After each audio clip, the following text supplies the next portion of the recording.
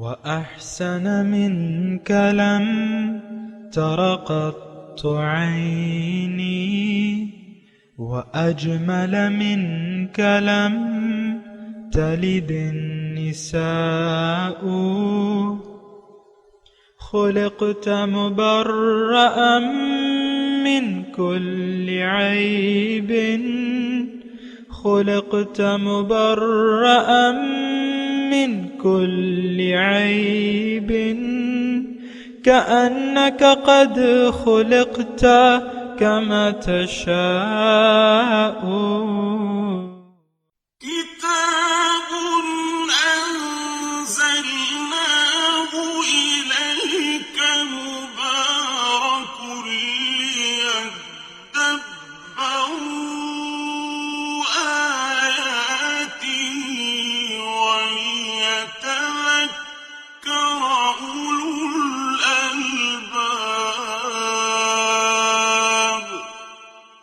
یہ کتاب برکت والی ہے جسے ہم نے آپ کی طرف نازل فرمایا ہے تاکہ دانش مند لوگ اس کی آیتوں میں غور و فکر کریں اور نصیحت حاصل کریں.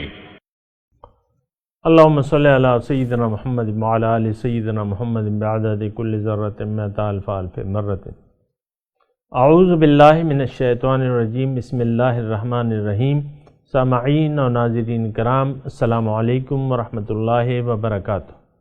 سامعین کرام، سورہ نحل آیت نمبر 95-96 آج زیر مطالعہ ہیں. آج کے سبق کا ایک موضوع ہے: کیا ہم نے دنیا کے حقیر مفاد کو آخرت کی زندگی کے عوض خرید لیا ہے؟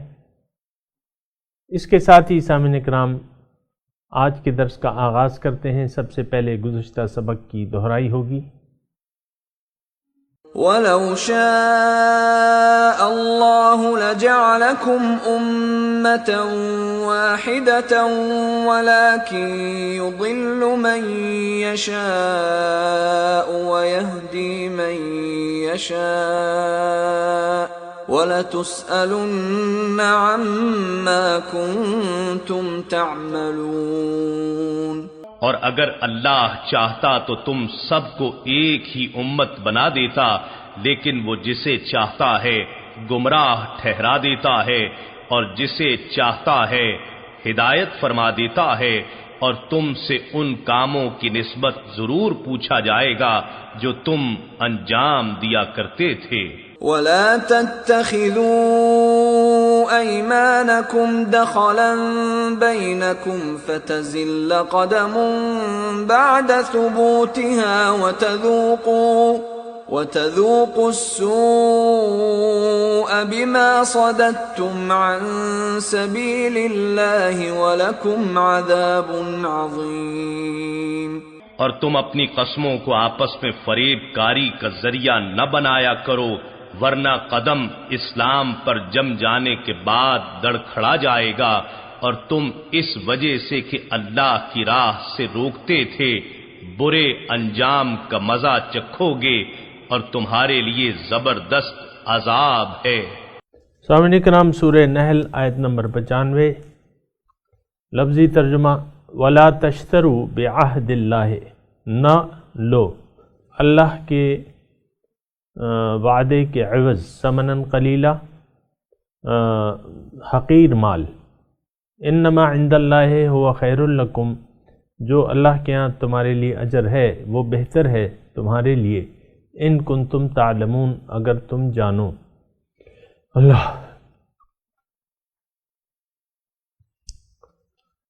سامعین کرام، وہی مضمون جو گزشتہ تھا وعدوں کے بارے میں وہ چلا رہا ہے. گزشتہ آیت جو تھی وہ بھی اسی بارے میں تھی.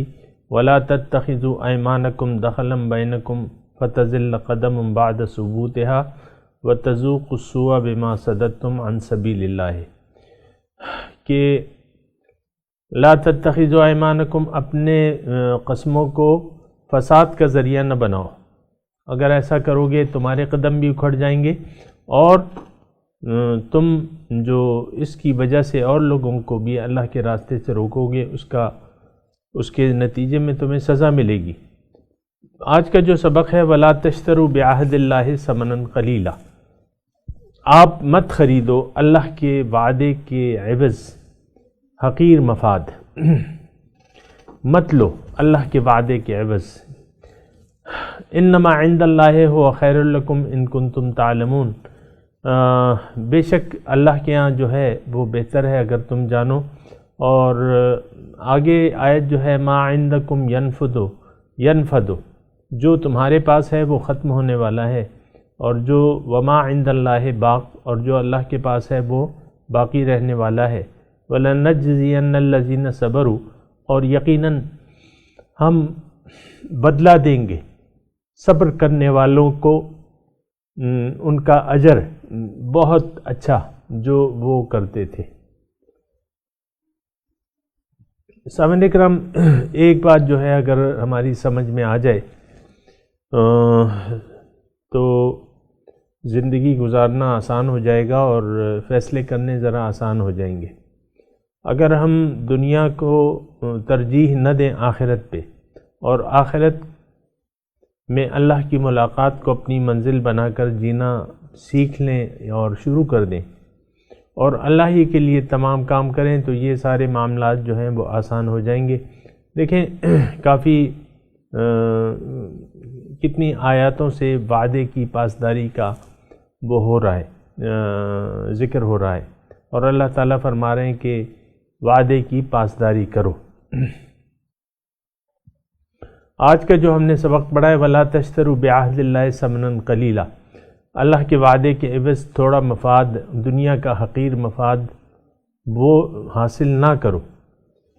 اس کا مطلب یہی ہے سامعین کرام، دیکھیں ہم لوگ جو ہیں انسان ہیں، ابتدائی حالت میں ہم نفس ہم پہ حاوی ہوتا ہے، یہ بات ذرا یاد رکھیں، یعنی ہر انسان تو خود کو پاک سمجھتا ہے لیکن ہوتا نہیں ہے پاک، اور جب تک نفس کا تزکیہ نہ ہو تو اس میں نفسانی اخلاق رذیلہ موجود رہتے ہیں۔ نفس کے تزکیے کا ایک عمل ہے سامعین اکرام، اور اس کا طریقہ یہی ہے کہ آپ نفسانی بیماریوں سے نجات پانے کا طریقہ یہ ہے کہ آپ کسی حکیم سے، کسی ڈاکٹر سے روحانی، اس سے رجوع کریں، اور وہ آپ کو طریقہ کار بھی بتائے گا، اور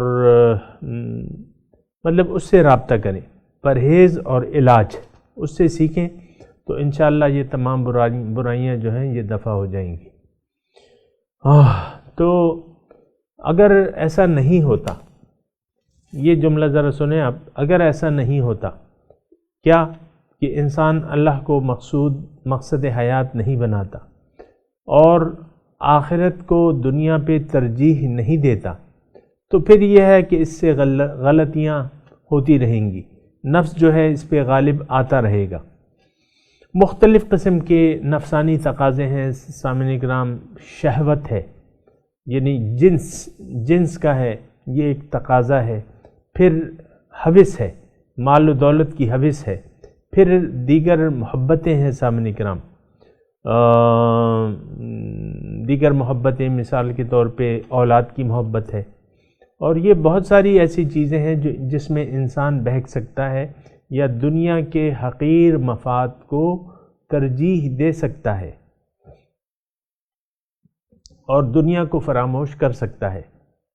یہ بات ذرا اچھی طرح ذہن نشین کریں، میں دوبارہ یہ بات کہہ رہا ہوں کہ اگر دیکھیں اگر انسان کا مقصود، محبوب، مطلوب اللہ نہ ہو، آخرت کی کامیابی اس کی ترجیح نہ ہو، تو پھر یہ ہے کہ اس سے غلطیوں کا امکان رہتا ہے، چاہے اس کی عمر جتنی بھی ہو جائے۔ یعنی دیکھیں، یا جتنا بھی یہ تعلیم حاصل کر لے، اور جتنا بھی یعنی میں کہتا ہوں نا کہ دنیاوی تعلیم کا میں تو تذکرہ تو ہے ہی ہے، لیکن دین کی تعلیم بھی جتنی بھی حاصل کر لے، دینی تعلیم یا قرآن کا علم، بہت سے دیکھیں علماء جو ہیں، علماء سو ہم اسے کہتے ہیں، میں نہیں کہتا، یعنی سب لوگ کہتے ہیں کہ علماء سو کی ایک مقدار موجود ہے، اور بہرحال اس موضوع پہ میں آپ جانتے بھی ہیں، آپ کے ارد گرد یہ حالات ہو رہے ہیں. میں صرف یہ کہہ رہا ہوں کہ اگر جو کام کی بات ہے نا وہ یہ ہے کہ اللہ تعالیٰ اگر ہمارا مقصود حیات نہ ہو، آخرت کی کامیابی ہماری ترجیح واحد نہ ہو، تو پھر ہم دنیا کو دنیاوی مفاد کو ترجیح دیتے رہیں گے اخروی مفاد پہ. تو یہ جو ہم مضامین پڑھ رہے ہیں سامعین کرام اس کے وعدے کے، تو پھر یہ ہے وعدہ شکنی ہوتی رہے گی.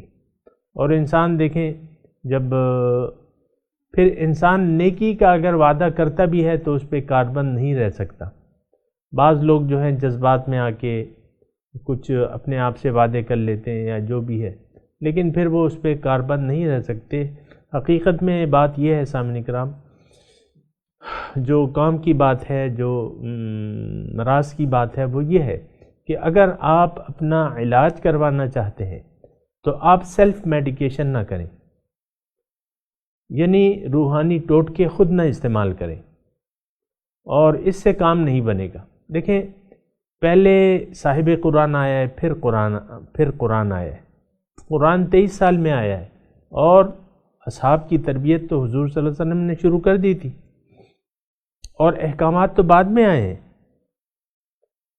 یہ 13 سال جو حضور صلی اللہ علیہ وسلم نے، یعنی زیادہ عرصہ حضور صلی اللہ علیہ وسلم نے نبوت کا مکے میں گزارا ہے، زیادہ حصہ قرآن کا مکے میں گزرا ہے، لیکن اس میں احکامات نہیں تھے. میں صرف یہ کہہ رہا ہوں کہ وَلَا تَشْتَرُوا بِعَهْدِ اللَّهِ ثَمَنًا قَلِيلًا. اللہ تعالیٰ فرما رہا ہے دنیا کا حقیر مفاد میرے احکامات کے بدلے، یا جو اللہ تعالیٰ کو ضامن بنا کے تم وعدہ کرتے ہو اس کے بدلے دنیا کا حقیر مفاد نہ لو. اور ایسا ہوتا رہتا ہے سامنے کرام، اور ہوتا رہے گا جب تک اللہ تعالیٰ ہمارا مقصود واحد نہ بن جائے. یہ بات ذرا نوٹ کر لیں، باقی تو میرا کام تو بتانا تھا. انما عند اللہ هو خیر. اب اللہ تعالیٰ بتا رہے ہیں کہ دیکھو میرے اللہ کے پاس جو ہے وہ بہتر ہے ان مفادات سے جو تم اللہ تعالیٰ کے وعدے توڑ کے، اللہ تعالیٰ کا جن وعدوں کو تم نے کیا ہے، جو وعدے تم نے کیے ہیں اللہ تعالیٰ کو ضامن بنا کے، اور اس کو توڑ کے تم دنیا کا حقیر مفاد حاصل کرنا چاہتے ہو. لیکن اگر تم عہد کی پاسداری کرو، سامنے کا جملہ یہ ہے، اگر تم عہد کی پاسداری کرو تو پھر یہ ہے کہ اللہ تعالیٰ کے ہاں جو اجر ہے وہ اس سے بہت بہتر ہے، اور یقیناً بہتر ہے سامنے کرام. اس میں تو کوئی شک و شبے کی گنجائش ہی نہیں ہے. انما عند اللہ وخیر لکم ان کنتم تعلمون. اور اس کی وجہ اللہ تعالیٰ بیان فرما رہے ہیں، ما عندکم ینفد. جو تمہارے پاس ہے وہ تو خرچ ہونے والا ہے، وہ تو ختم ہونے والا ہے. وما عند اللہ باق. اور جو اللہ تعالیٰ کے پاس نعمتیں ہیں وہ تو باقی رہنے والی ہیں. ظاہر ہے سامعین کرام، مثال کے طور پہ دنیا میں جو نعمت آپ کو حاصل ہوتی ہے روحانی طور پہ، دیکھیں اس میں ایک تو اللہ تعالیٰ کی رحمت ہے،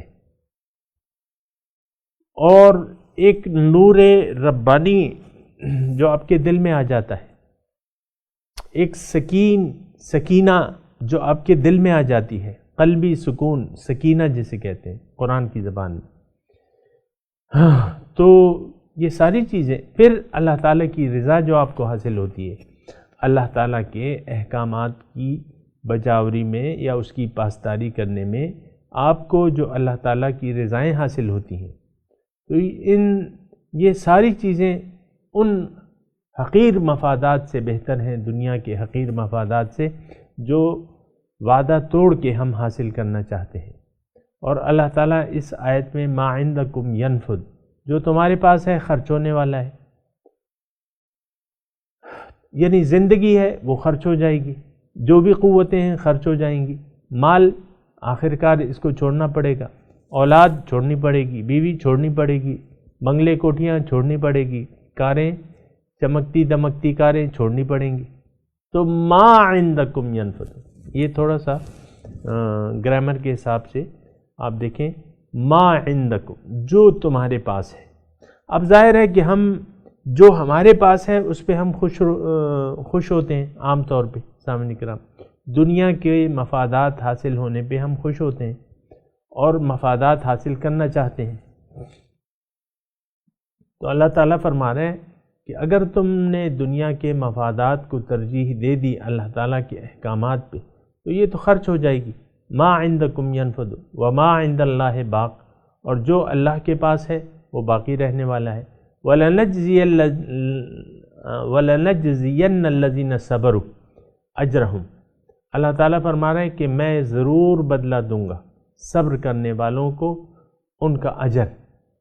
وَلَنَجْزِيَنَّ، ضرور میں جزا دوں گا، بدلہ دوں گا، الَّذِينَ صَبَرُوا، جو لوگ صبر کرتے ہیں، اجرہم، ان کا اجر، بِأَحْسَنِ مَا كَانُوا يَعْمَلُونَ، جو وہ کرتے تھے، جو اچھا سلوک وہ کرتے تھے۔ سامعین کرام تھوڑا سا اس آیت پہ بھی غور کریں۔ اللہ تعالیٰ ایک تو اس میں یعنی بات ایک ہے، اللہ تعالیٰ سادی سی بات اگر ہے تو وہ یہ ہے کہ اللہ تعالیٰ فرما رہے جو صبر کریں گے ان کو میں اجر دوں گا، لیکن اس میں الفاظ میں تھوڑی سی گہرائی ہے، اس میں کچھ تاکیدات ہیں۔ یہ دیکھیں یہ وَلَنَجْزِيَنَّ الَّذِينَ، عربی سے جو لوگ واقف ہیں اس میں یہ ہے کہ لام ہے، جو لام ہے وہ بھی تاکید کے لیے ہے، پھر جو نون پہ آخری نون پہ تشدید ہے وہ بھی تاکید کے لیے ہے، یعنی ضرور میں بدلہ دوں گا۔ تو بات تو یہ ہے نا کہ بات تو بھروسے کی ہے، اگر ہمیں بھروسہ ہے اللہ تعالیٰ کی ذات پہ، اور یقیناً ہونا چاہیے، اور کوئی بے ایمان ہی اللہ تعالیٰ کے وعدوں پہ بھروسہ نہیں کرے گا۔ اور عام طور پہ سامعین اکرام یہ بات واضح ہے کہ ہم لوگ جو بھی اللہ تعالیٰ کی طرف سے ہمیں ہدایات دی جا رہی ہیں، جو اجر بتائے جا رہے ہیں، جو سزائیں سنائی جا رہی ہیں، ان کسی چیز پر ہمارا اعتقاد نہیں ہے، یقین نہیں ہے۔ دیکھیں ساری بات تو یقین کی ہے نا، یقین ہی نہیں ہے۔ ایمان پیدا ہوتا ہے یقین سے، جب یقین نہ ہو تو ایمان کیسے پیدا ہوگا؟ تو یہ جو ہم آیت پڑھ رہے ہیں اس میں مضمون کیا ہے؟ وَلَنَجْزِيَنَّ الَّذِينَ صَبَرُوا، یعنی جو اللہ تعالیٰ کے وعدے ہیں، اللہ تعالیٰ کے سارے وعدے سچے ہیں سامعین کرام، اور اللہ تعالیٰ اس میں فرما رہا ہے کہ میں ضرور بدلہ دوں گا صبر کرنے والوں کو۔ تو سامعین کرام صبر کسے کہتے ہیں؟ صبر کا معنی کیا ہے؟ صبر کا معنی یہ ہے کہ آپ حق پہ قائم رہیں، حق پہ ڈٹ جائیں، جو حق آپ کو معلوم ہے اور جو سچ ہے، جو حق ہے اس پہ آپ ڈٹ جائیں۔ اب مثال کے طور پہ سیاق و سباق میں تذکرہ ہو رہا ہے وعدہ وفا کرنے کا، تو اب ایک وعدہ اگر کسی نے کیا ہے، کسی مسلمان نے دوسرے مسلمان سے وعدہ کیا ہے، وعدے کی خلاف ورزی میں اس کو فائدہ ہے، لیکن اللہ تعالیٰ فرماتا ہے کہ نہیں، وعدہ تم نے پورا کرنا ہے اگرچہ تمہیں اس کا نقصان ہی کیوں نہ ہو۔ تو اب دین پہ ثابت قدم رہنے والا وہ اپنے وعدے کو پورا کرے گا۔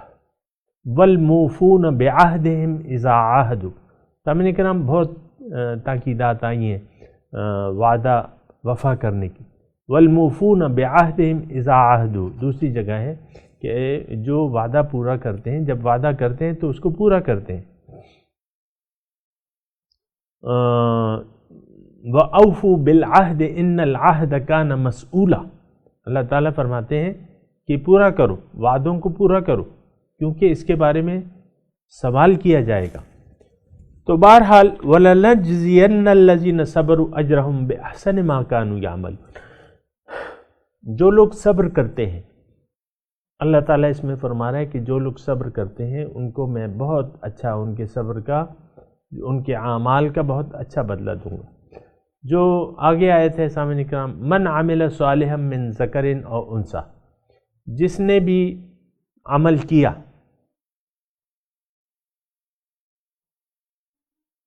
من عمل، جس نے بھی عمل کیا، صالحا نیک مناسب، من ذکر او انثی، وہ مرد ہو یا عورت، وہو مؤمن، شرط صرف ایمان کی ہے، اچھا عمل ایمان کے ساتھ اس کا نتیجہ کیا ہے؟ فَلَنُحْيِيَنَّهُ حَيَاتًا طَيِّبَةً، اللہ تعالیٰ فرما رہے ہیں میں اس کو ایک بہت اچھی زندگی، بہت پاک زندگی عطا کروں گا، اس کو ایک پاک زندگی سے زندہ رکھوں گا۔ فَلَنُحْيِيَنَّهُ، اس کو میں زندہ رکھوں گا، یا اس کو دوں گا میں ایک پاک صاف زندگی۔ وَلَنَجْزِيَنَّهُمْ، اور ضرور میں ان کو بدلہ دوں گا، ان کے اجر، بِأَحْسَنِ مَا كَانُوا يَعْمَلُونَ، جو وہ اچھا عمل کرتے تھے۔ سامعین اکرام، بہت بنیادی آیت ہے اور ایک تسلی بخش یعنی خبر ہے اس آیت میں۔ اللہ تعالیٰ فرما رہے ہیں اس آیت میں کہ اے مسلمانوں، مرد ہو یا عورت، اگر تم اپنے ایمان پہ قائم رہ کے کچھ اچھے اعمال کرتے ہو، یا اگر میں آپ کو اپنی زبان میں یا سلیس ترجمے کے حساب سے اللہ تعالیٰ اس آیت میں مسلمانوں کو یہ فرما رہے ہیں کہ اے ایمان والو، اگر تم اچھا عمل کرو گے، کیا مطلب؟ جو تم نے ارادہ ظاہر کیا ہے، جو اللہ تعالیٰ سے وعدہ کیا ہے، کیا وعدہ؟ اشہد ان لا الہ الا اللہ و اشہد ان محمد عبدہ و رسولہ، یہ کلمہ طیبہ اللہ تعالیٰ کی توحید اور رسالت کے اتباع کا ایک وعدہ اس کلمے میں ہم ادا کرتے ہیں۔ تو آپ نے اس کلمے کو ادا کر کے صاحب ایمان تو بن گئے، اب آپ نے چلنا ہے صراط مستقیم پہ، آپ نے چلنا ہے اللہ تعالیٰ کی ہدایات کے مطابق، یا اللہ تعالیٰ کی ہدایات کے مطابق زندگی گزارنی ہے۔ تو اس آیت میں اللہ تعالیٰ صاحب ایمان لوگوں کو ان کے اچھے اعمال کا بدلے میں کیا دیں گے دنیا میں؟ اللہ تعالیٰ فرمانا ہے فَلَنُحْيِيَنَّهُ حَيَاتًا طَيِّبَةً، میں اس کو ایک اچھی زندگی عطا فرماؤں گا۔ کیا مطلب؟ اچھی زندگی کیا ہے سامعین اکرام؟ اچھی زندگی سے مراد سامعین اکرام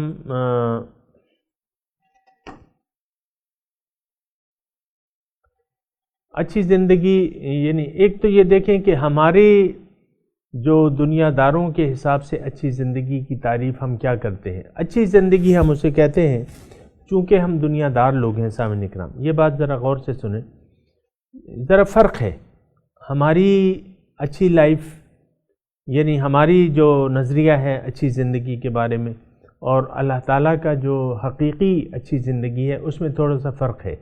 اس کی میں وضاحت کرتا ہوں، وہ یہ ہے کہ عام طور پہ ہم لوگ مسلمان دنیا دار لوگ ہیں، ظاہر پرست لوگ ہیں۔ اللہ تعالیٰ ہمارا مقصود و محبوب ہرگز نہیں ہے، دنیا ہمارا مطلوب و مقصود اور محبوب ہے دنیا۔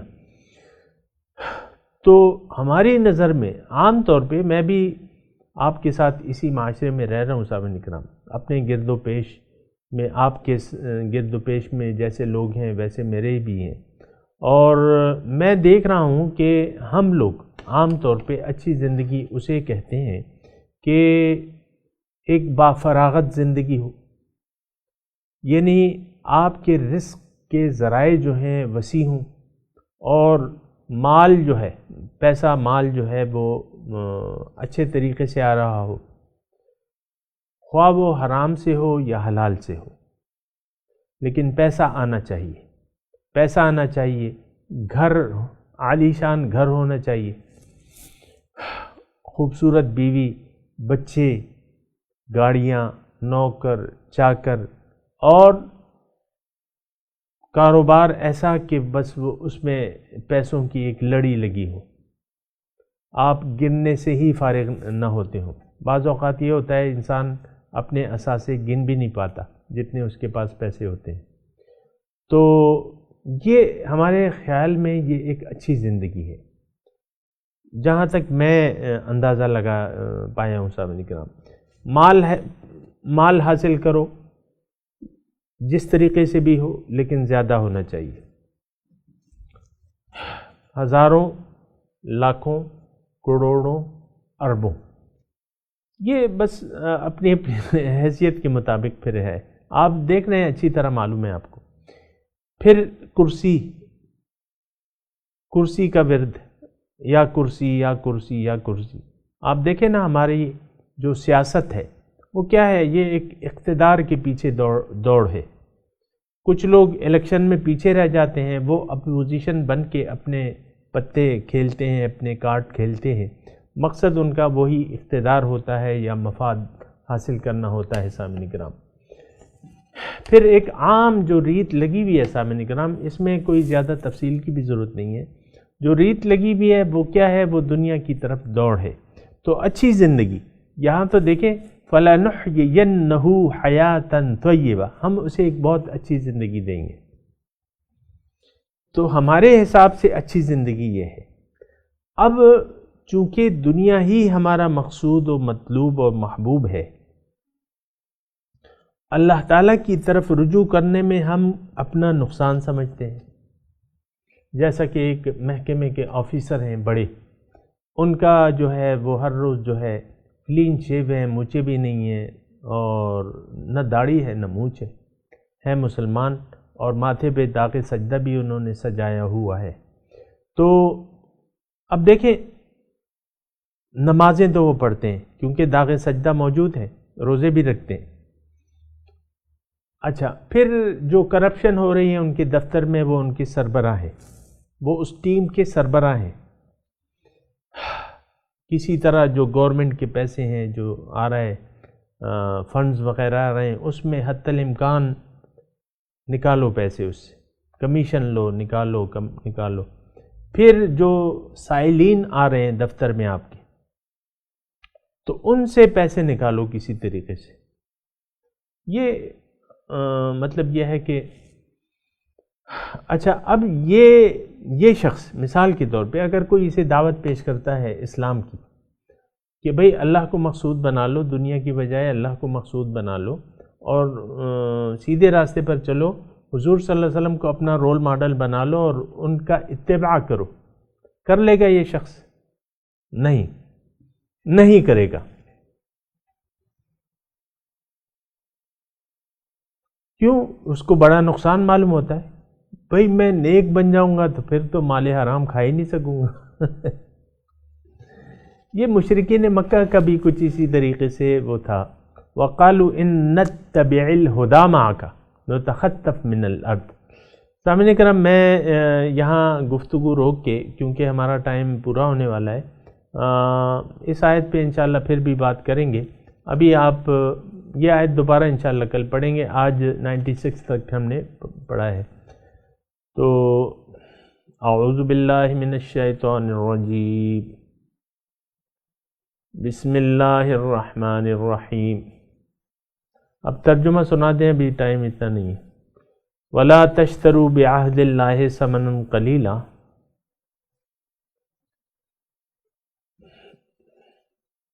اور تم مت خریدو اللہ کے وعدے کے عوض حقیر مفاد.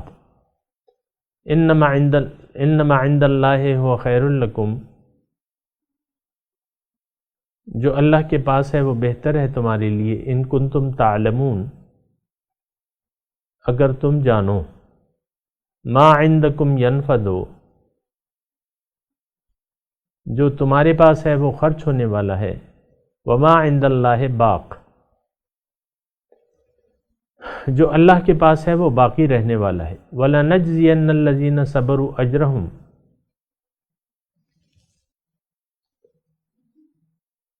اور ضرور ہم بدلہ دیں گے ان لوگوں کو جنہوں نے صبر کیا، ان کا اجر ہم بِأَحْسَنِ مَا كَانُوا يَعْمَلُونَ، جو انہوں نے اعمال کیے اچھے، ان کا ہم ان کو ضرور اجر دیں گے. سامعین کرام، اب اس آیت کی تلاوت اور ترجمہ سنتے ہیں. وَلَا تَشْتَرُوا بِعَهْدِ اللَّهِ ثَمَنًا قَلِيلًا إِنَّمَا عِندَ اللَّهِ هُوَ خَيْرٌ لَكُمْ إِن كُنتُمْ تَعْلَمُونَ. And do not exchange God's covenant for a small price. What is with God is better for you, if you only knew. مَا عِندَكُمْ يَنفَدُ ينفد وما عند الله باق وَلَنَجْزِيَنَّ الَّذِينَ صَبَرُوا أَجْرَهُم بِأَحْسَنِ مَا كَانُوا يَعْمَلُونَ. What you have runs out, but what is with God remains. We will reward those who are patient according to the best of their deeds. اس کے ساتھ ہی آج کے درس کا وقت اختتام کو پہنچا. انشاءاللہ اگلے درس میں ملاقات ہوگی. وآخر دعوانا ان الحمدللہ رب العالمین. والسلام علیکم ورحمۃ اللہ وبرکاتہ.